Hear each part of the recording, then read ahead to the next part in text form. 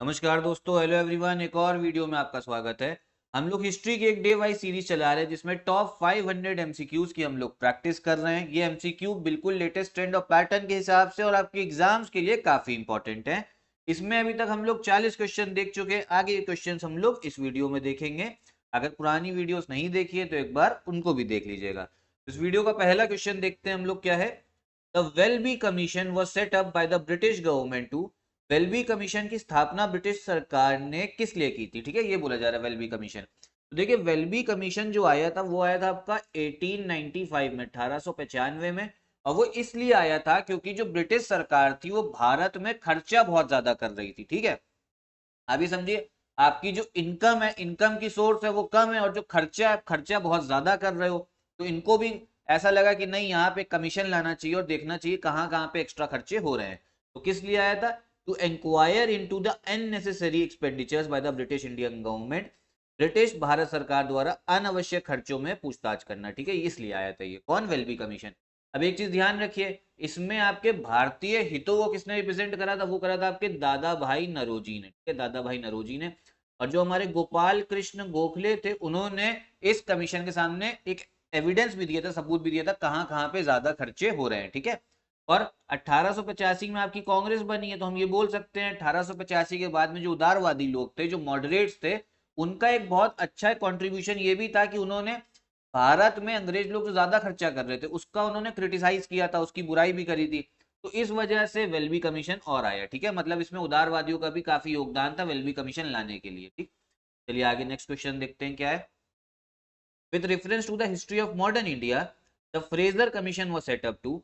आधुनिक भारत के इतिहास के संदर्भ में फ्रेजर कमीशन की स्थापना किस लिए की गई? ठीक है, ये भी किस लिए की गई? तो देखिए, फ्रेजर कमीशन भी जो है आपका वो करा गया है, जो पुलिस विभाग था उस समय पे, ब्रिटिश इंडियन सरकार में जो पुलिस विभाग था उसमें सुधार लाने के लिए, उसमें रिफॉर्म्स लाने के लिए आया है फ्रेजर कमीशन। ठीक है, ये ध्यान रखिएगा। कब आया? ये आया आपका 1902 और 1903 के आसपास, 1902-3 के बीच में ही आया है। ठीक है, तो आधुनिक भारत में आपका फ्रेजर कमीशन जो है कब आया है? यह है 1902-3 में, पुलिस विभाग में सुधार के लिए। और उस समय पे वाइसरॉय कौन थे? वो थे आपके लॉर्ड कर्जन थे। लॉर्ड कर्जन थे वाइसरॉय, ये चीज ध्यान रखनी है। इसमें एक क्वेश्चन और पूछा जाता है, जो आपका बी वाला ऑप्शन है ना, examine the relations between the princely states and the Paramount power. रियासतों और सर्वोपरि शक्ति के बीच संबंधों की जांच करें। इसके लिए एक और कमीशन है, इसका कमीशन है बटलर कमीशन। ये क्वेश्चन काफी पूछा जाता है, कौन सा? बटलर कमीशन है। ठीक है, तो आपका फ्रेजर कमीशन हो गया पुलिस विभाग में सुधारों के लिए, बटलर कमीशन हो गया प्रिंसली स्टेट्स और जो आपकी सर्वोपरि शक्ति उसके भी संबंध के लिए, और जो वेलबी कमीशन है वो है आपका जो खर्चा ज्यादा हो रहा है, अननेसेसरी खर्चा कर रही है ब्रिटिश इंडियन गवर्नमेंट, उसकी जांच के लिए। ठीक है, ये तीनों कमीशन मैंने आपको बता दी, तीनों जो है बहुत इंपॉर्टेंट है, इससे क्वेश्चन आता है। ठीक, चलिए आगे देखते हैं, आगे का क्वेश्चन पूछा जा रहा है। इसमें भी कुछ स्टेटमेंट दे रखी है। पहला है, two sessions of the Indian National Conference had been held in 1883 and 1885। भारतीय राष्ट्रीय सम्मेलन के दो सत्र 1883 और 1885 में आयोजित किए गए थे। ठीक है, तो ये बिल्कुल सही है। कांग्रेस आपकी बनी है 1885 में, उसके पहले आपके दो सेशन हुए थे, किसके? भारतीय राष्ट्रीय सम्मेलन के, इंडियन नेशनल कांग्रेस। एक आपका 1883 में था, एक आपका 1885 में। हम ये बोल सकते हैं कांग्रेस के पहले अगर ऑल इंडिया कोई आपका सम्मेलन था भारतीय राष्ट्रीय, तो वो था आपका भारतीय राष्ट्रीय सम्मेलन, Indian National Congress conference, sorry, Congress नहीं है, ये है आपका कॉन्फ्रेंस। ठीक, तो पहला स्टेटमेंट जो है वो आपका बिल्कुल करेक्ट है। ठीक, आगे देखते हैं। सुरेंद्र नाथ बनर्जी और Anand Mohan Bose were the main architects of Indian National Conference. ठीक है, मतलब जो मुख्य वास्तुकार कौन थे? सुरेंद्र नाथ बनर्जी और आनंद मोहन बोस। तो ये बिल्कुल सही है। ठीक है, इंडियन नेशनल कॉन्फ्रेंस जो थी वो आपको किसने बनाई थी? सुरेंद्र नाथ बनर्जी ने और आपके आनंद मोहन बोस ने। ठीक है, नाम याद रखिएगा। आगे देखते हैं क्या बोला जा रहा है।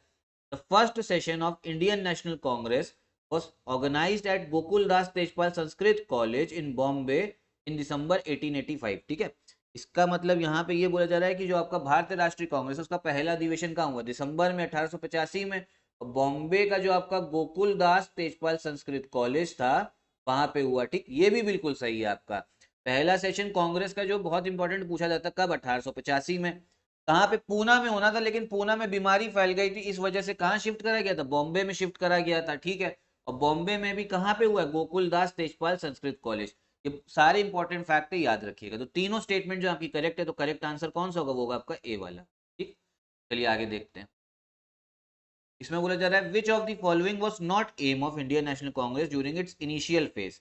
अपने प्रारंभिक चरण के दौरान निम्नलिखित में से क्या भारतीय राष्ट्रीय कांग्रेस का उद्देश्य नहीं था, क्या नहीं उद्देश्य था। ठीक है, पहला वाला देखते हैं, promote and nurture Indian nationhood, भारतीय राष्ट्र का प्रचार और प्रसार करें। ये तो था, मतलब शुरू में इनका ये आपका एम था, एक इनका उद्देश्य था। ठीक है, क्या था, अब देखिए था उस समय पे भारत में अलग अलग आपके समझिए समुदाय थे, धर्म के नाम पे बटे हुए थे, फिर उसके बाद जाति के नाम पे बटे हुए थे। तो किसी के मन में भी भारत के प्रति जो एक राष्ट्रवाद की भावना होती है ना, उस राष्ट्रवाद की भावना ज्यादा नहीं थी। तो कांग्रेस का शुरू में उद्देश्य यही था कि जो राष्ट्रवाद की भावना पहले वो तो लोगों तक लेके जाओ। ठीक है, जो भारतीय राष्ट्र का प्रचार वो तो करो ताकि सबको लगे कि हाँ हम भारतीय, मतलब वो ये ना बोले कि हम हिंदू हैं, हम मुस्लिम हैं, हम इस जाति से, हम उस जाति से। पहले वो बोले पहले हम भारतीय हैं। ठीक है, ये सब पहचान हमारी बाद में, सबसे एक जो मेन पहचान है वो हमारी भारतीय की। तो इसीलिए ये तो पहला उनका उद्देश्य था ही कांग्रेस का। आगे देखते हैं, develop and propagate an anti colonial nationalist ideology, एक उपनिवेश विरोधी राष्ट्रवाद विचारधारा का विकास और प्रचार करे। ये भी था आपका ये समझिए आपके अंग्रेज लोग यहाँ पे शासन कर रहे थे, तो शासन के विरुद्ध कांग्रेस ने कोई ऐसा मेन वो नहीं अब इनका उद्देश्य था। इनका उद्देश्य कभी भी ये नहीं था कि शुरू में कांग्रेस का उद्देश्य ये नहीं था कि हम अंग्रेजों को इस देश से बाहर निकालें, लेकिन उद्देश्य ये था कि किसी ना किसी तरीके से भारत में एक ऐसी विचारधारा पैदा कर दें कि जिसमें ये हो कि हम जो हैं उपनिवेश लोग जो हैं अंग्रेज लोग हैं उनके खिलाफ है। ठीक है, मतलब अगर शासन अंग्रेजों को करना, अंग्रेज लोग शासन कर ले, लेकिन करें किसके हित में, भारतीयों के हित में करें। ठीक है, तो ये भी था उनका उद्देश्य शुरू में। एक चीज ध्यान रखिए, कांग्रेस के शुरू में कभी भी उद्देश्य नहीं था कि आजादी चाहिए। स्वराज की कांग्रेस ने शुरू में कभी भी मांग नहीं करी है। ये स्वराज की मांग तो आप समझिए 1905 के बाद में चालू हुई। ठीक है, ये चीज भी ध्यान रखिए। लेकिन ये उन्होंने जरूर बोला था कि उपनिवेशी विरोधी राष्ट्रवादी विचारधारा का विकास करना है ताकि जो अंग्रेज लोग शासन भी करे भारतीयों के हित में करे। फिर आगे क्या है, लोगों को एजुकेट करना, किस लिए, पॉलिटिकली एजुकेट करना, लोगों का राजनीतिकरण करना, राजनीतिकरण करना और उन्हें शिक्षित करना। ये भी बिल्कुल सही स्टेटमेंट है आपका। ठीक है, ताकि लोग कम से कम शिक्षित, उनको पता हो कि अंग्रेजों की कौन सी नीतियां हैं जो आ रही हैं जो गलत है, कौन सी सही है। तो ये स्टेटमेंट बिल्कुल सही है आपकी, तीनों देखिए तीनों जो है वो सही है। लेकिन यहाँ पे आपका बोला कि जा रहा है कौन सा सही नहीं था, तो जो आपकी चौथी वाली स्टेटमेंट है ना वो इस क्वेश्चन के हिसाब से सही, क्योंकि कांग्रेस का कभी भी ये उद्देश्य नहीं था कि समाज में सोसाइटी है उसमें हम सामाजिक सुधार लेके आए। ठीक है, ये कभी भी उद्देश्य नहीं था। इस वजह से इसका करेक्ट आंसर हो जाएगा आपका डी वाला हो जाएगा। ठीक है, तो ये ध्यान रखिए। आगे देखते हैं, आगे बोला जा रहा है कंसीडर द फॉलोइंग स्टेटमेंट्स, ये मॉडरेट्स के बारे में है। देखिए मॉडरेट्स मतलब आपके उदारवादी नरमपंथी। शुरू का 20 साल जो था कांग्रेस का 1885 से 1905, उसमें इसका दबदबा रहा है, उदारवादियों का दबदबा रहा है, मॉडरेट्स का, नरमपंथियों का। ठीक, अब इसमें बोला जा रहा है इनके उद्देश्य क्या थे। पहला उद्देश्य तो इनका यही था कि हम अपने भारत में जितने भी लोग हैं उनके लिए क्या करेंगे, एक राय बनाना, पब्लिक ओपिनियन बनवाना। ठीक, उनके में कॉन्शियसनेस और नेशनल स्पिरिट जगाना कि हाँ हम इस देश के हैं, और पॉलिटिकल जो जितने भी क्वेश्चंस होंगे, ठीक है, कि हमें डेमोक्रेसी चाहिए, हमें फंडामेंटल राइट्स, मूल अधिकार चाहिए, उसमें लोगों की एकता लाना। ठीक है, ये तो बिल्कुल सही है। पहली वाली क्या बोला जा रहा है, चेतना और राष्ट्रीय भावना को जगाने के लिए एक मजबूत सार्वजनिक राय बनाए। ठीक, और फिर आम राजनीतिक सवालों पर लोगों को शिक्षित और एकजुट करें, क्योंकि लोगों को तो यहाँ पे पता ही नहीं था कि क्या मूल अधिकार है। जो पढ़ लिख गए हैं थोड़े बहुत लोग, सिर्फ उन्हीं को पता है। ठीक है, ध्यान रखिए। आगे देखते हैं, ब्रिटिश सरकार और ब्रिटिश जनमत को रूस की तर्ज पर भारत में भी सुधार लाने के लिए राजी करना, ये गलत है। देखिए इनका ये, इन्होंने ये जरूर कहा कि ब्रिटिश सरकार और ब्रिटिश जनमत को, मतलब यहाँ पे जो ब्रिटिश सरकार है इंडिया में, ठीक, और इंग्लैंड में जो आपकी ब्रिटिश गवर्नमेंट है, उसको सबको प्रभावित करना है कि नहीं भारतीयों के हित में हमें काम करना, वहां की जनता को भी प्रभावित करना। कहाँ की जनता को, जो इंग्लैंड की जनता है, ठीक, उनके ओपिनियन को भी बदलना कि नहीं यहाँ पे लोगों के हित में काम करना, अंग्रेज आपके भारतीयों के हित में काम करना है। लेकिन यहाँ पे ये बोला जा रहा है on the lines laid out in Russia, ये गलत है। ठीक है, ये गलत है, रशिया के हिसाब से नहीं चलना है। ठीक है, जो भारत में राष्ट्रवादी जो कह रहे हैं उसी हिसाब से आपको नए नए काम करने भारतीयों के लिए। तो स्टेटमेंट हो जाती है गलत। अगर यहाँ पे रशिया ना दिया होता तो ये सही होता, लेकिन रशिया दे दिया तो इसलिए गलत है। अब इसमें भी बोला जा रहा है क्या कॉन्ट्रीब्यूशन है, तो इस वजह से आंसर कौन सा हो जाएगा, सही हो जाएगा पहले वाला, एक वाला हो जाएगा। ठीक है, इस चीज को आपको ध्यान रखना है। आगे देखते हैं, अब आगे क्या बोला जा रहा है, इसमें भी आपका कांग्रेस को लेके है। क्या बोला जा रहा है, उदारवादी समुदाय ने औपनिवेशिक शासन को यथासंभव राष्ट्र शासन करीब लाने का प्रयास किया, ये बिल्कुल सही है। ठीक है, आजादी नहीं मांगी मॉडरेट्स ने कभी भी अंग्रेजों से, लेकिन ये बोला आप यहाँ पे शासन कर रहे हो, अंग्रेज लोग यहाँ पे शासन कर रहे हैं, आप करते रहो, लेकिन ऐसे शासन करो जो भारतीयों के हित में हो। ठीक, हमारी समस्याओं को ही आप प्रायोरिटी दीजिए, और जो नेशनल रूल है, नेशनल रूल का मतलब क्या हो गया, भारतीयों को सरकारी सेवा से जोड़ो। आप शासन कर रहे हो, ठीक है, सरकारी सेवा उसमें भारतीयों को जोड़ दीजिए।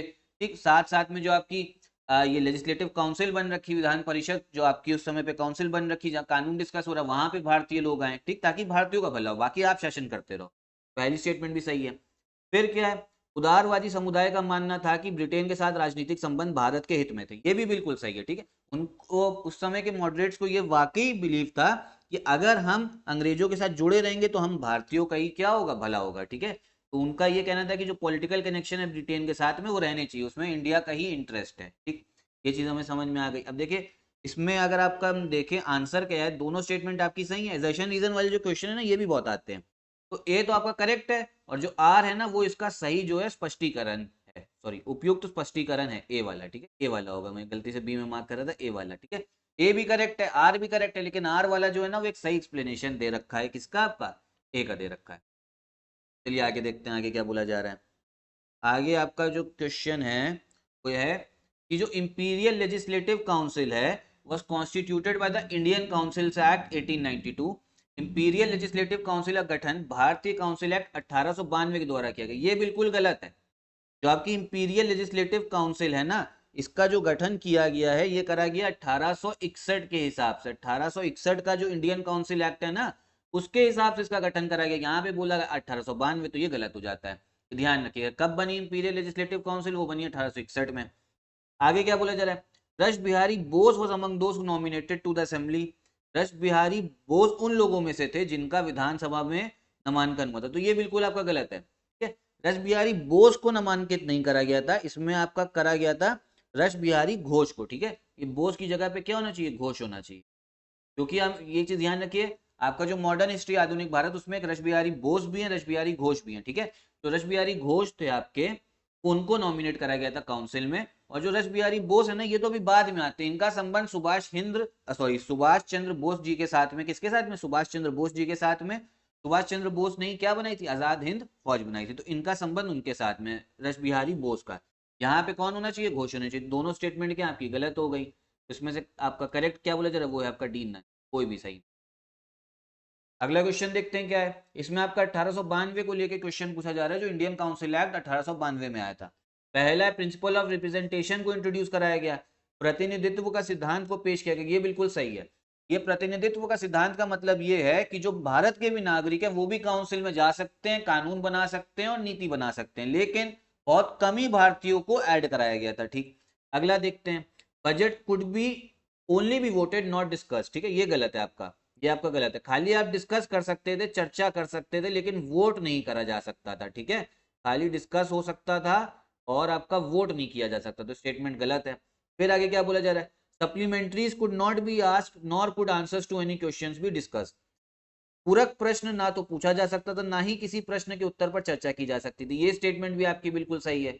मान लो आपने कुछ सवाल पूछा उस समय भारतीयों ने, और उन्होंने अंग्रेजों से सवाल पूछा, उन्होंने उत्तर दे दिया, कुछ भी उत्तर दे दिया। अब मान लो हमारा फिर से सवाल पूछने का मन है, तो फिर से सवाल नहीं आप पूछ सकते हो, ना ही जो आपने आंसर दिया उस पर हम चर्चा किया जा सकता है। तो पहला और तीसरा जो है बिल्कुल सही है, दूसरे वाला गलत है। लेकिन यहाँ क्वेश्चन में ये बोला जा रहा है, select the correct option from code given below, which of the following statement are correct. अच्छा, एक चीज ये देखिए कि ये क्वेश्चन में थोड़ा ना हल्का सा ग्रामेटिकल मिस्टेक है, इसको काट दीजिए। ठीक है, अब ये समझिए, क्वेश्चन में पूछा जा रहा है कौन सा जो है वो सही नहीं है, कौन सा सही नहीं है, ये पूछा जा रहा है। शुरू में यही लिखा हुआ है ना, आगे थोड़ा सा ग्रामेटिकल मिस्टेक हो गई है, तो इस वजह से कौन सा सही नहीं इस क्वेश्चन में, वो है आपका दूसरे वाला। दूसरे वाला जो है वो सही नहीं है, करेक्ट आंसर हो जाएगा आपका सी वाला। ठीक है, ध्यान रखिए। चलिए आगे देखते हैं आगे क्या बोला जाए। Which of the following were the demands put forward by the moderates of INC. उदारवादियों ने, नरमपंथियों ने कौन सी मांगे रखी। पहले तो यही था, सरकारी सेवा का भारतीयकरण, इंडियनाइजेशन ऑफ गवर्नमेंट सर्विस। ये बिल्कुल सही है। ये इसलिए रखा था क्योंकि जो अंग्रेज लोग थे भारतीय सेवा में, उनकी सैलरी बहुत ज्यादा थी, और वो पैसा कहाँ खर्चा करते थे, इंग्लैंड में जाके करते थे। अगर भारतीय लोग आएंगे सरकारी सेवा में, तो वो सैलरी भी कम लेंगे, खर्चा भी भारत में ही करेंगे, और काम भी भारतीयों के हित के लिए करेंगे। फिर support of N aggressive foreign policy which resulted in annexation of Burma. ये बिल्कुल नहीं है। जो मॉडरेट्स थे आपके नरमपंथी, उन्होंने आक्रामक विदेश नीति का समर्थन बिल्कुल नहीं किया था, जबकि उसको इन्होंने उसको क्या करा था, उसके खिलाफ थे। क्यों, क्योंकि इसमें खर्चा बहुत होता था। फिर आगे क्या है, demand for better treatment for Indian labour abroad in other British colonies. बाहर भी, जैसे आपकी साउथ अफ्रीका थी, दक्षिण अफ्रीका, वहां वो भी ब्रिटिश कॉलोनी थी, वहां पे भी अंग्रेजों का शासन था, भारतीय लेबर वहां पे भी गया हुआ था। तो इसमें यही था कि जो भारतीय लेबर बाहर गया हुआ है, जो आपके ब्रिटिश कॉलोनीज बाहर है वहां पे जो काम कर रहा है, उनका थोड़ा भला करो, बेटर ट्रीटमेंट उनके लाओ, ठीक है। ये नहीं कि उनको एकदम ही बेकार समझो। देशों में अन्य ब्रिटिश उपनिवेशों में भारतीय श्रमिकों के लिए बेहतर उपचार की मांग, ये भी बिल्कुल सही। पहला और तीसरा जो है वो आपका बिल्कुल सही है, तो इस वजह से करेक्ट आंसर कौन सा होगा, बी वाला होगा, ठीक है। 1 और 3। आगे देखते हैं। इसमें बोला जा रहा है कुछ थ्योरी दे रखी हो, बोला जा रहा है कौन थ्योरी का उस पर मानने वाला था, प्रमुख विश्वासी, ठीक। पहला आपका सुरक्षा वॉल्व सिद्धांत, सेफ्टी वॉल्व थ्योरी। देखिए ये जो गोपाल कृष्ण गोखले दे रखा है ना, ये गलत है आपका। सेफ्टी वॉल्व थ्योरी में मानते थे आपके लाला लाजपत राय, लाला लाजपत राय, ध्यान रखना, ये थ्योरी जो है काफी इंपॉर्टेंट है। फिर कॉन्स्पिरेसी थ्योरी जो है, षड्यंत्र सिद्धांत, इसमें आरपी दत्त, ये बिल्कुल सही है। फिर आपका लाइटनिंग कंडक्टर थ्योरी, ठीक, इस पे मानते थे आपके गोपाल कृष्ण गोखले। तो ये पहला और तीसरा वाला जो है उल्टा दे रखा है, ठीक है। तो सेफ्टी वॉल्व में कौन मानेगा, वो मानेगा लाला लाजपत राय, और लाइटनिंग कंडक्टर में कौन मानेगा, गोपाल कृष्ण गोखले, ठीक है। तो पहला गलत है और तीसरा गलत है। तो बोला जाता है कौन सा आपका सही दे रखा है, तो कौन सा सही था, सिर्फ दूसरे वाला, तो दूसरे वाला जो है करेक्ट आंसर वाला हो जाएगा, ठीक है। ये चीज जो है ध्यान रखिएगा। यही थे आपके क्वेश्चंस, आगे भी सीरीज कंटिन्यू रहेगी, इस चैनल को फॉलो अच्छे से कर लीजिएगा। यहीं पे मैं वीडियो भी खत्म करता हूँ, नमस्कार।